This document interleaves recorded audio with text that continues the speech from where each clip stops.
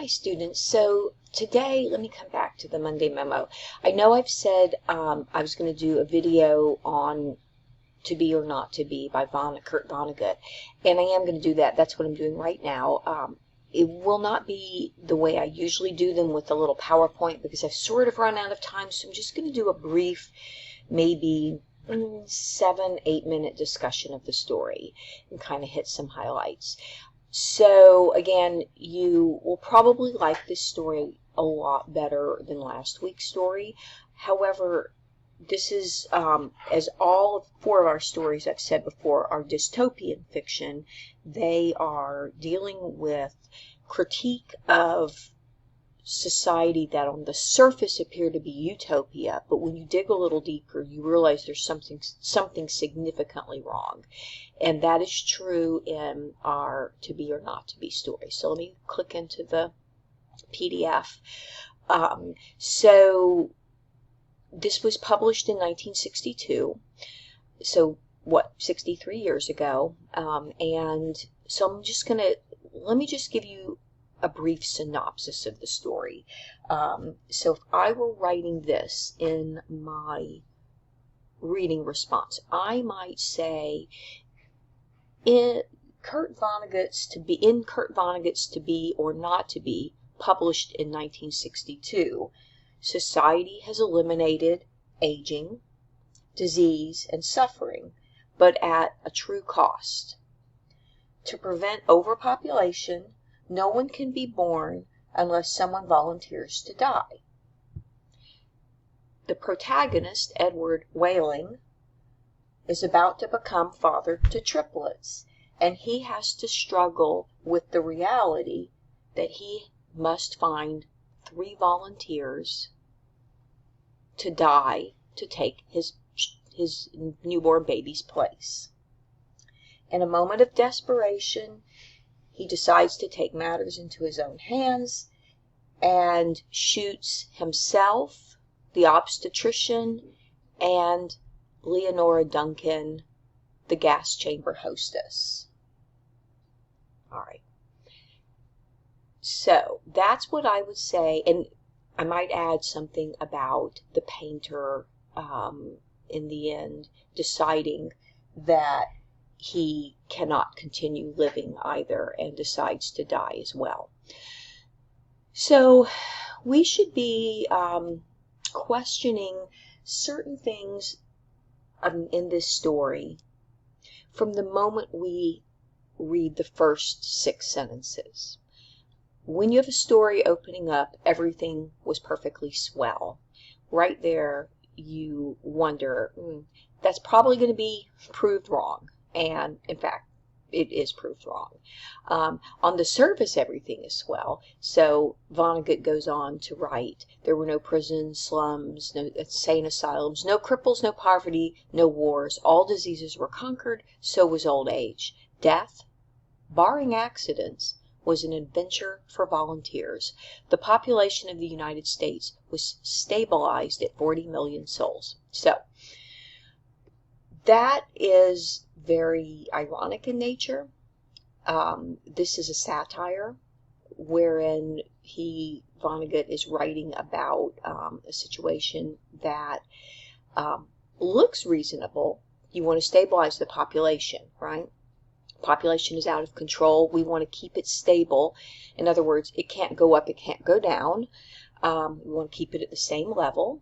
40 million. So if we ask ourselves how many people are in the United States currently, we've got 340 million. So 40 million is a considerably smaller number of people.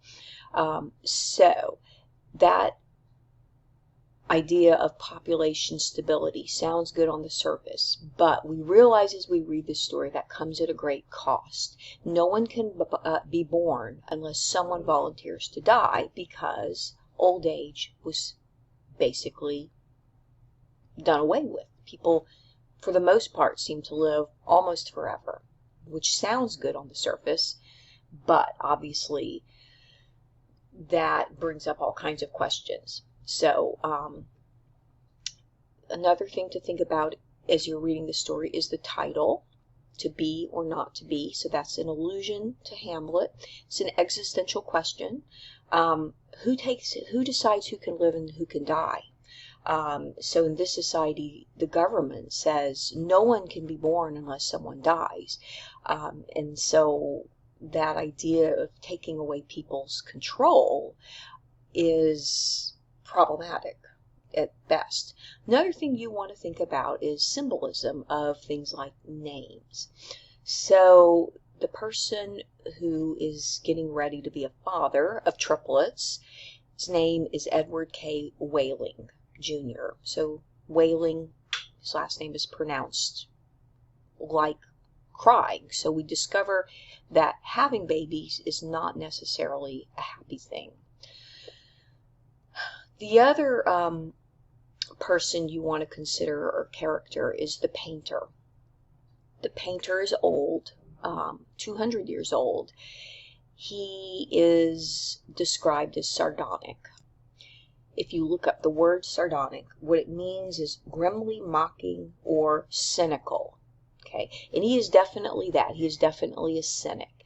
He's being forced to paint a mural in this hospital, which, by the way, the lying in hospital, that means basically labor and delivery. That's an old-fashioned term for labor and delivery. It was even old-fashioned in 1962, which is interesting that Vonnegut chooses that term. So this painter, who doesn't have a name, is forced to paint a mural in this hospital that is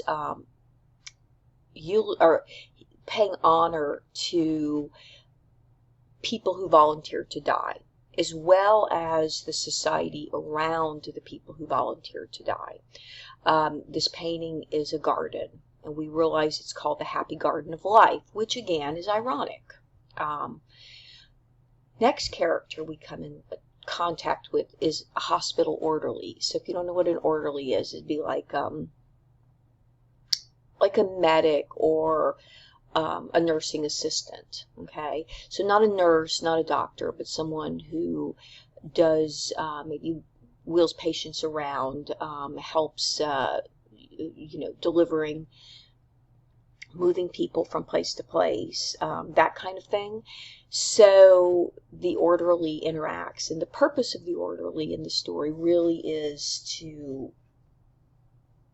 be a foil in a sense, or not a foil exactly, but to prompt the painter into saying how the painter thinks about this society, which clearly the painter doesn't like it. And you find out he's 200 years old, and so he was around back when one of our main characters, Dr. Benjamin Hitz, who was key to solving the aging population, when that happened. So we discover that this has been going on for about 200 years, and this painter clearly was around at the beginning of that, and so knew the world before it became like it is.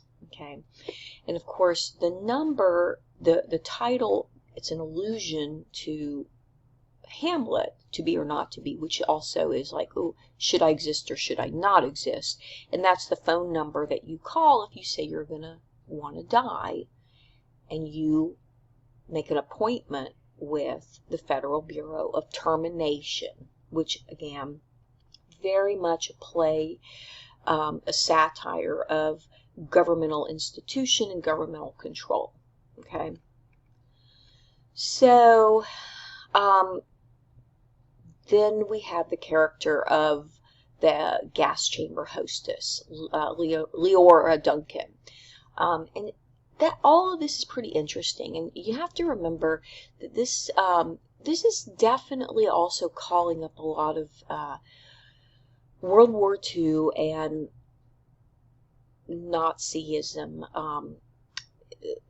with the gas chamber, with the fact that she grows and all the gas chamber hostesses sprout mustaches. That's sort of reminiscent of Adolf Hitler, as is the name of Dr. Hitz. So again, I think this is Vonnegut being satiric in nature and remembering that when he wrote and published this story, we were barely, over 15 years out of World War II. Okay. So, in the end, what we discover is that because he's going to have triplets, Mr. Whaling has to find 3 people who are willing to die in order for his babies to live. And he has 1 volunteer, his grandfather, but he can't find 2 other volunteers. And he's upset.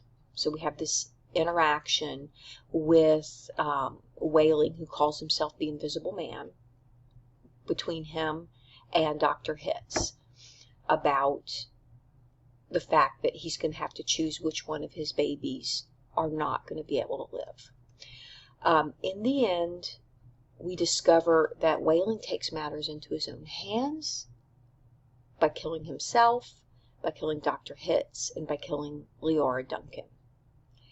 And therefore, that's 3 for 3. So, makes you, again, you question, was that a brave thing that he did? What was that? Was that a bad thing that he did, that he killed 2 people? Or was it brave because the society was wrong? It was not a good society to be living in. So, all those things, think about. A lot of name symbolism, a lot of color symbolism, the tone, the idea of satire. So the joking, the sort of jokey tone in a way, or the mock importance of names like Federal Bureau of Termination. So a lot for you to work with this week. All right, I hope you enjoy the story.